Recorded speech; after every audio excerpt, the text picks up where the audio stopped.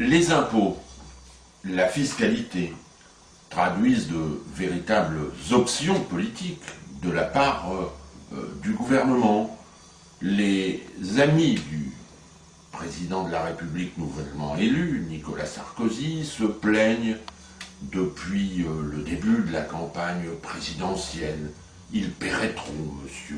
Bernard Arnault, M. Bolloré, M. Lagardère, M. Bouygues paye soi-disant trop d'impôts. Alors on met en place une nouvelle fiscalité.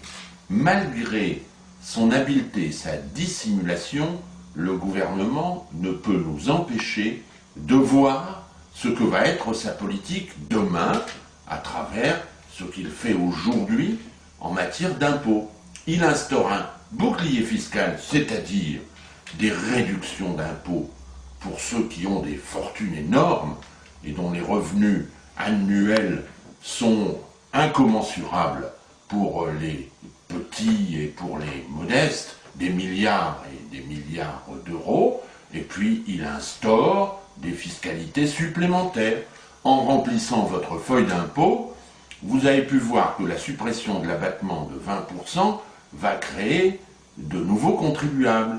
Et puis pour rattraper le bouclier fiscal, on crée la TVA sociale qui va être payée par tout le monde. C'est une taxe supplémentaire à la consommation qui sera payée par tous, riches ou pauvres. Tout ça pour remplacer les parts de fiscalité payées par les très hauts revenus. Et puis j'ajoute à ça, ce qui ne fera pas plaisir à votre porte-monnaie, que dans le même temps, on va aussi mettre en place la franchise santé, qui est une véritable taxe à la consommation en matière de santé, une taxe sur le droit de se soigner. Et puis, à partir du 1er juillet aussi, vous verrez que l'électricité sera plus chère dans le cadre de la privatisation que la droite veut faire de EDF. Alors pensez à tout cela le 10 et le 17 juin quand vous allez voter. Ne votez pas pour les candidats de la droite car vous voteriez contre votre porte-monnaie.